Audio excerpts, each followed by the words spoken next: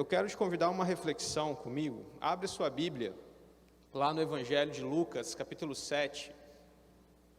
Nós veremos Jesus diante de uma tragédia que terminou em celebração. Lucas, capítulo 7. Porque Jesus, se você reparar bem, Jesus gostava de festa. Jesus era sempre convidado a participar de um almoço na casa de alguém, de um jantar. E nós lemos lá o Evangelho de João, no capítulo 2, a primeira aparição ali de Jesus é numa festa, num casamento. Então Jesus, ele gosta tanto de festa, que nessa ocasião, ele transforma um velório numa festa, numa celebração. Esse texto, começando no versículo 11, ele diz assim: Logo depois, Jesus foi com seus discípulos à cidade de Naim, e uma grande multidão o seguiu. Quando ele se aproximou da porta da cidade, estava saindo o enterro do único filho de uma viúva, e uma grande multidão da cidade a acompanhava.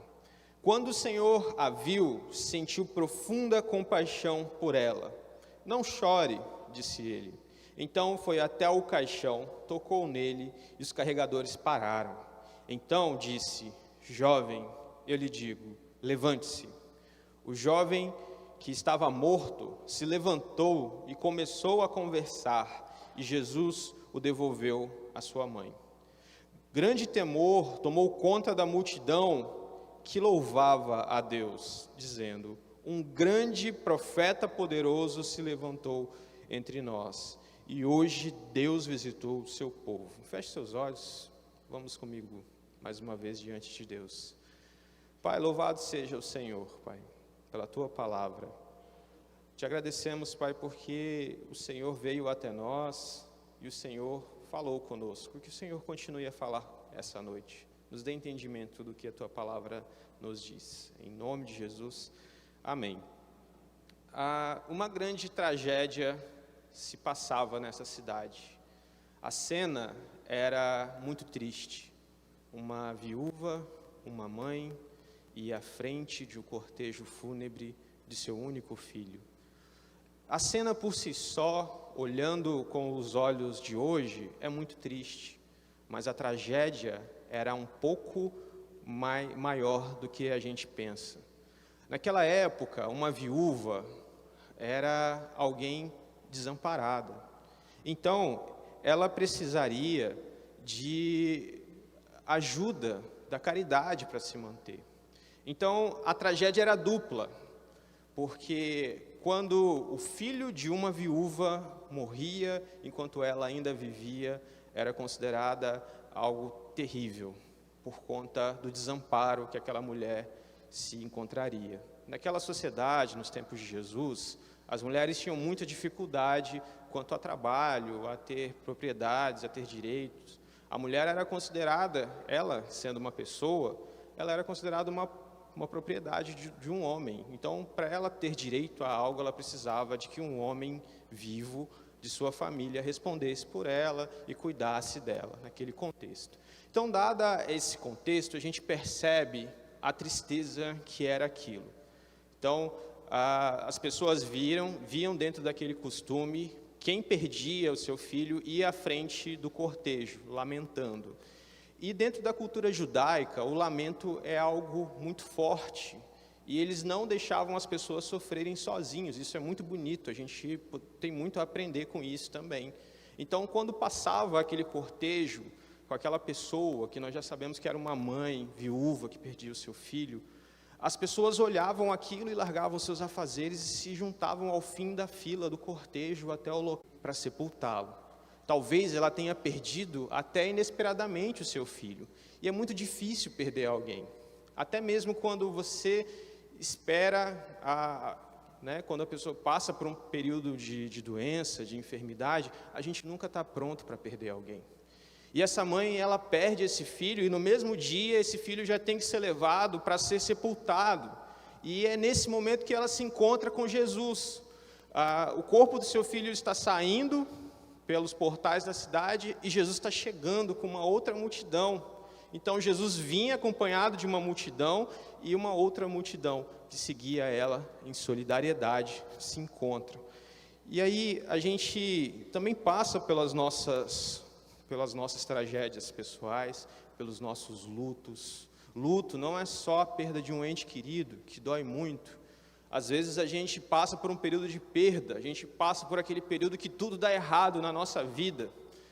Às vezes a gente passa por um período onde os ciclos se encerram de maneira que não foi muito positivo e a gente está sofrendo. E como que Jesus lida com a gente quando a gente passa pelos nossos lutos, pelas nossas perdas? Como que Jesus lidou com aquela situação?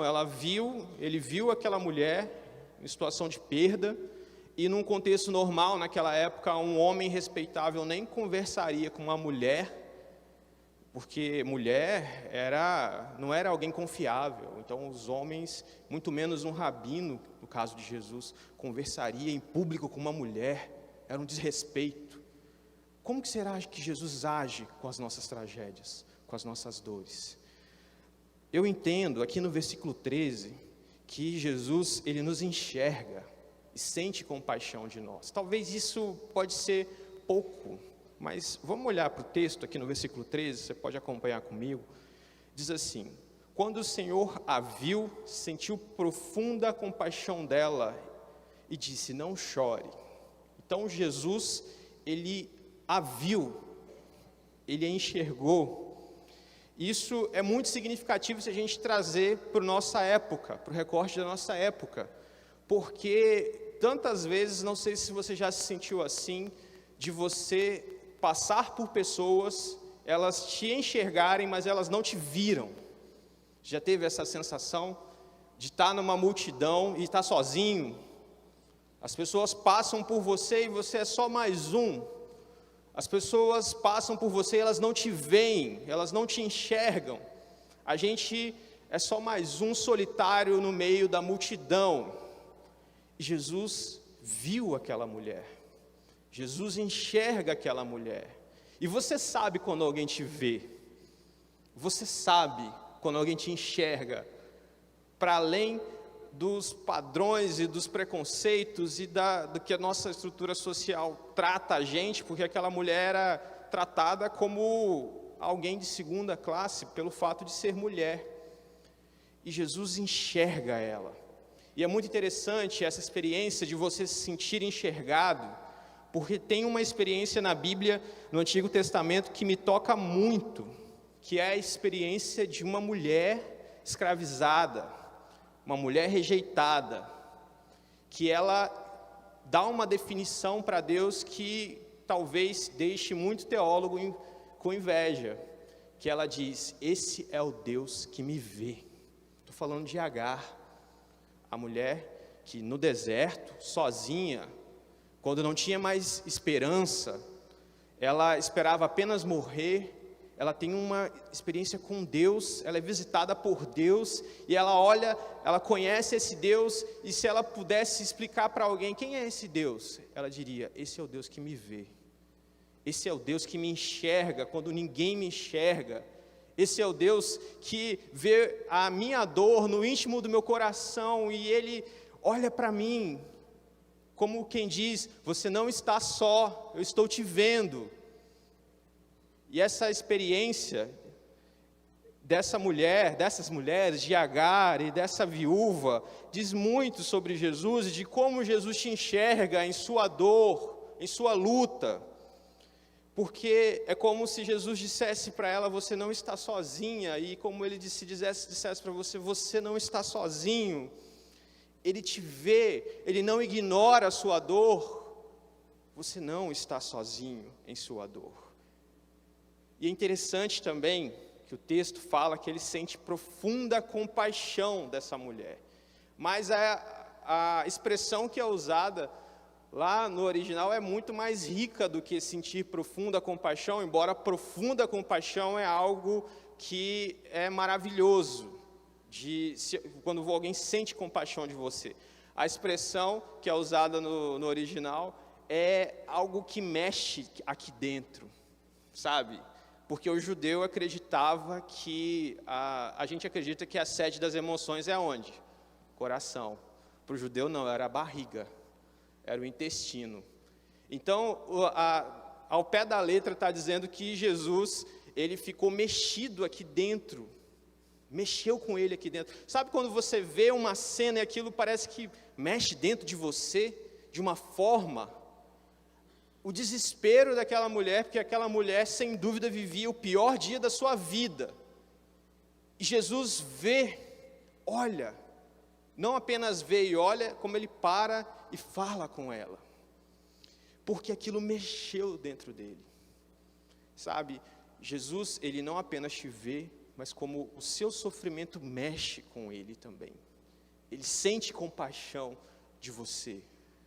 Sabe, porque se você parar para pensar, Jesus, ele podia ter seguido a cultura da época dele, ele viu uma mulher vindo e fazendo o que era comum ali, sepultar alguém, ele podia passar reto, porque muitos homens respeitáveis da época de Jesus passariam reto daquela mulher, porque é vergonhoso falar com uma mulher. Ou então, se você olhar de outras experiências de Jesus, de um homem que ele curou à distância, ele nem foi para curar, ele chegou, o chefe dele, meu servo está doente, aí Jesus falou, não vai que ele vai estar curado. Jesus podia ter curado ela só com o olhar também, mas não, Jesus fala com ela. Tem uma outra experiência que me toca muito nas Escrituras, agora no Novo Testamento, que é a experiência de Jesus na morte de Lázaro, porque Jesus ressuscita Lázaro, e as irmãs de Lázaro cobram ele exatamente isso, Senhor, se o Senhor tivesse vindo antes, meu irmão não teria morrido. No entanto, Lázaro morre, e a gente sabe o final da história, que Jesus ressuscita Lázaro, e que Jesus sabia que iria ressuscitar Lázaro, Jesus sabia que ele tinha poder para ressuscitar Lázaro, mas o que me toca é que Jesus chora, que aí está aquela passagem famosa, Jesus chorou, João 11:35, por que Jesus chora? Porque ele também se comove, embora Jesus tenha curado, tenha ressuscitado Lázaro, mas ele chora. Jesus, se há uma coisa que ele não é alguém insensível, indiferente à sua dor, ele se comove também com a sua dor, ele ele diz, você não está sozinho, eu estou aqui, e por isso vale a pena você levar até Jesus as suas questões, as suas dores. O irmão Alberto, ele citou de cabeça um versículo que eu quero citar ele na íntegra aqui, que é Hebreus 4:16, que diz, cheguemo-nos, pois, confiadamente ao trono da graça, para que recebamos misericórdia e achemos graça, a fim de sermos socorridos no momento oportuno. Você pode se achegar ao trono da graça, porque ele derrama misericórdia em sua alma, ele derrama socorro a você. Então Jesus, ele te enxerga, ele não te deixa sozinho, e ele sim te acolhe, ele acolhe as suas lágrimas. Outra passagem maravilhosa sobre esse amor acolhedor de Deus é Salmo 56:8, conhece bem todas as minhas angústias, recolheste as minhas lágrimas num jarro, e em teu livro registraste cada uma delas. Jesus conhece cada uma de suas lágrimas, nenhuma delas passa despercebido dele. E por isso a gente pode chegar diante de Deus confiadamente, levando as nossas lágrimas, as nossas dores, porque Ele se importa, e Jesus, Ele faz algo a respeito disso. Você não está sozinho em suas dores. E quando a gente leva as nossas dores a Jesus, quando a gente leva as nossas lágrimas a Jesus, Ele nos consola, Ele derrama alívio e socorro às nossas almas. Não deixe de levar a Jesus as suas dores, porque Ele se importa com você. E às vezes a gente pensa assim, é besteira o que eu estou sentindo, isso é algo que vai passar. Eu aprendi uma coisa, que se te incomoda, se está doendo, você precisa falar com alguém. E você precisa falar com Jesus sobre isso. Existem questões que a gente não dá conta de lidar sozinho. E aí são essas que a gente precisa com mais intensidade levar diante do trono da graça de Deus.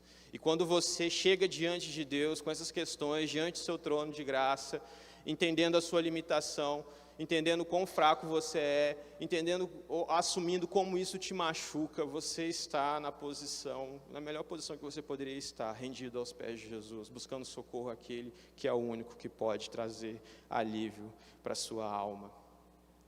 E ainda, outra coisa que eu aprendo sobre Jesus aqui, é sobre o cuidado dele por nós, conosco. Além dele nos enxergar, além dele ter compaixão de nós, ele cuida de nós. Versículo 14, 15 diz: então foi até o caixão, algo que não se podia fazer também, se tocasse em alguém morto, ficaria impuro por 7 dias. Então Jesus teria que se isolar, não podia continuar seu trabalho. Só que como Jesus é Deus Todo-Poderoso, Jesus inverte a ordem. Ao invés dele ficar impuro, o menino que volta à vida. Jesus derrama vida e graça e poder sobre aquele que estava morto. Tocou nele e os carregadores pararam, porque ninguém tocava num corpo. Então os carregadores pararam. Opa, o que é isso? Eles não entenderam nada. E Jesus disse: jovem, eu lhe digo, levante-se. O jovem que estava morto levantou-se e começou a conversar, e Jesus o devolveu à mãe. Por que eu entendo que Jesus cuida da gente? Porque não é só porque Jesus trouxe vida àquele corpo morto, aquele jovem que estava morto. Eu entendo que Jesus cuida da gente porque ele devolve para aquela mãe o seu filho. E só pelo fato de ter devolvido o filho a uma mãe, isso por si só é maravilhoso. Que eu acredito que das piores dores que existem é quando uma mãe ou um pai perde um filho. Então Jesus, ele devolve seu filho à sua mãe. E aí, Jesus faz mais do que isso. Porque você lembra que uma viúva precisaria da caridade dos outros para viver? Agora não. Jesus devolve o filho dessa mulher. Jesus devolve o filho dessa mulher para que ela cuidasse dele e ele cuidasse dela.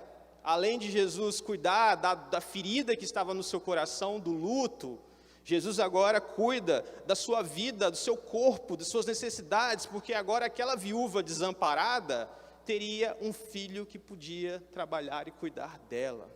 Meus irmãos e minhas irmãs, Jesus sempre nos dá tudo o que precisamos. Guarda isso no seu coração, porque a gente precisa lembrar disso, porque quando o desespero bate, quando a tragédia vem, é nesses momentos que a gente precisa lembrar disso, e você precisa pregar para o seu coração essa verdade, porque a gente esquece com uma facilidade tão grande, a gente esquece.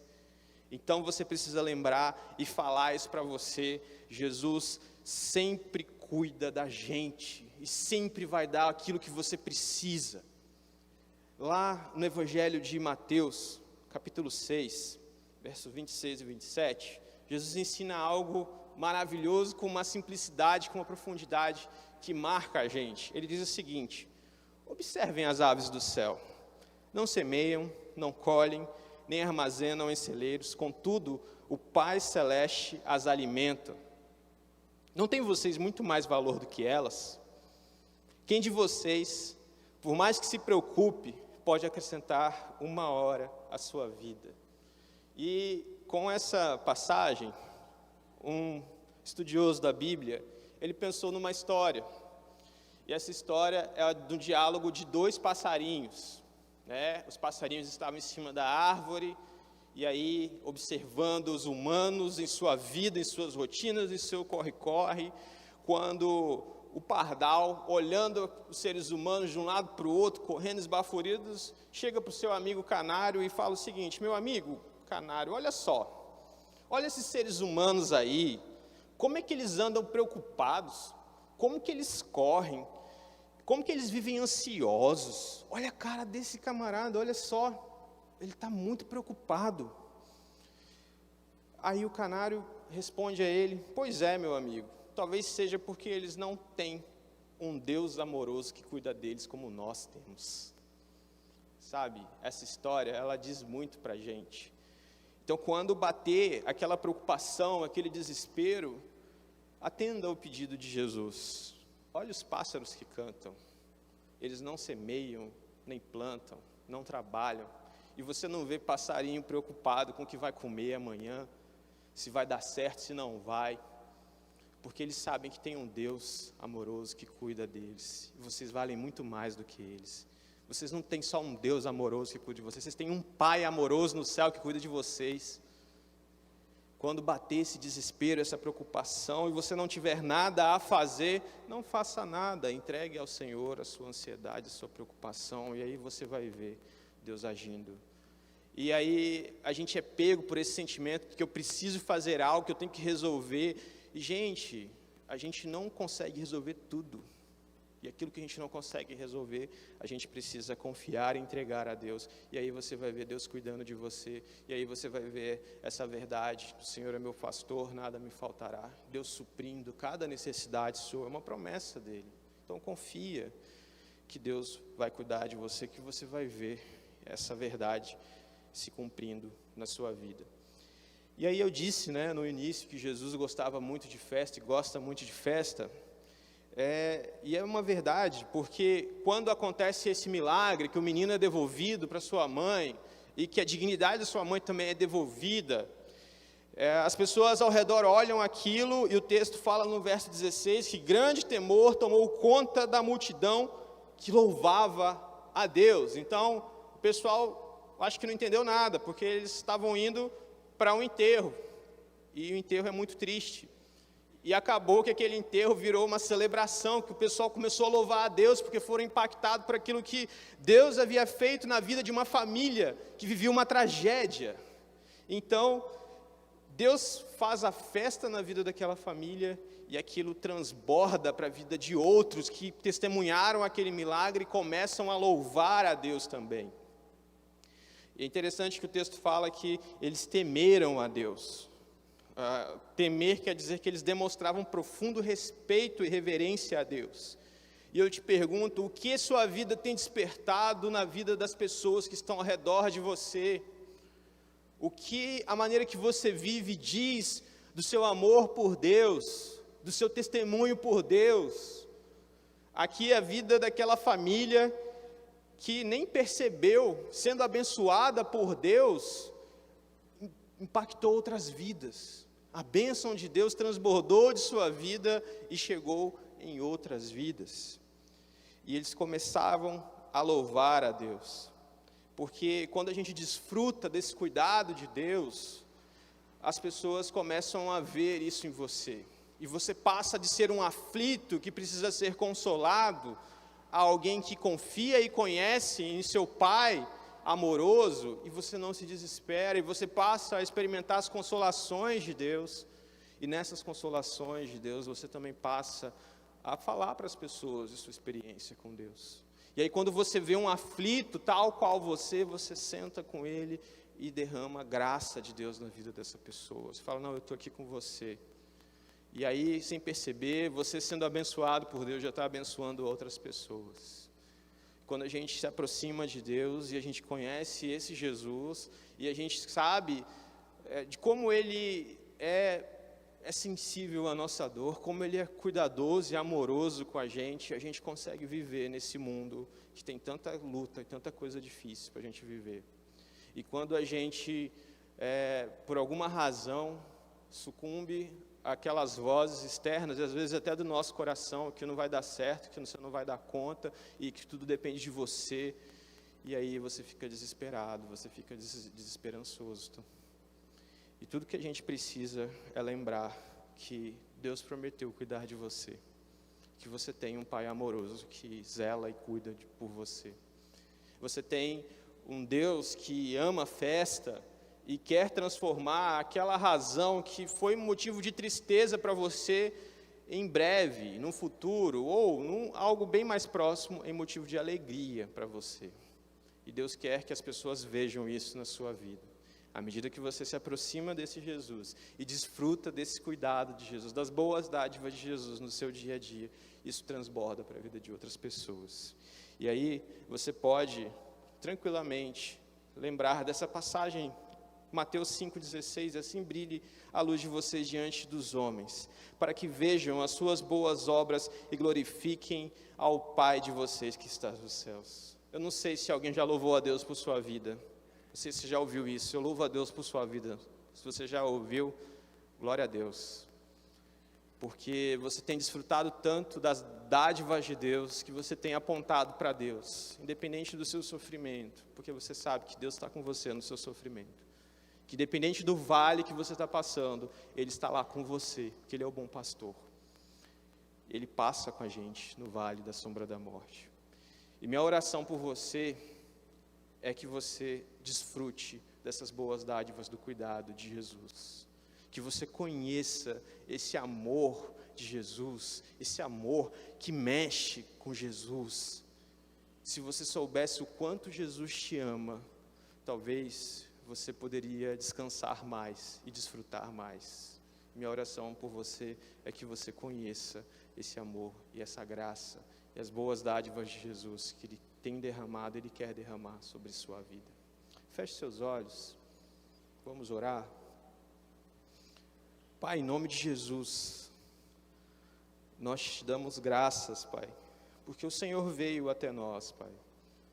O Senhor veio até a tragédia humana e não está indiferente ao nosso luto, à nossa dor, à nossa tristeza. Ó Deus, aquelas coisas que vêm e nos abalam e que nos deixa sem saber para onde ir ou o que fazer. Ó Deus, que tão somente o Teu amor consolador, a Tua graça, a Tua presença, Pai, possa ser lembrada por nós, porque o Senhor está presente, o Senhor não está indiferente, Pai. Ó Jesus, aquieta o nosso coração, que vive fazendo bagunça, e vive nos levando para longe de Ti, e nos faça desfrutar do Teu cuidado, do Teu olhar, que mesmo quando a gente está sozinho, a gente possa lembrar que o Senhor nos vê, em nossa individualidade. Ó Deus, naquela dor que nós não temos nem condições de falar com ninguém, mas nos encoraje, Pai, a levar ao Teu trono de graça para receber socorro no momento oportuno. Ó Jesus, vem e faz milagres em nossa vida, em nosso coração, a ponto de quem está ao redor não possa negar de que o Senhor nos visitou, de que o Senhor está conosco. Ó Jesus, que as pessoas que estão ao nosso redor glorifiquem a Ti pela nossa vida, pela Tua obra em nossa vida, Deus. Ó Jesus, que as Tuas boas dádivas possam transbordar de nós e cair, e respingar na vida de quem está ao nosso redor, que de nosso interior possa de fato sair essa corrente de água da vida e alcançar outras pessoas. Ó Jesus, mas começa aqui agora, mudando o nosso coração, Pai. Nos faz desfrutar dessa boa vida, dessa vida abundante contigo. Ó Deus, aquieta o nosso coração, cura as nossas dores, porque o Senhor está conosco. Amém.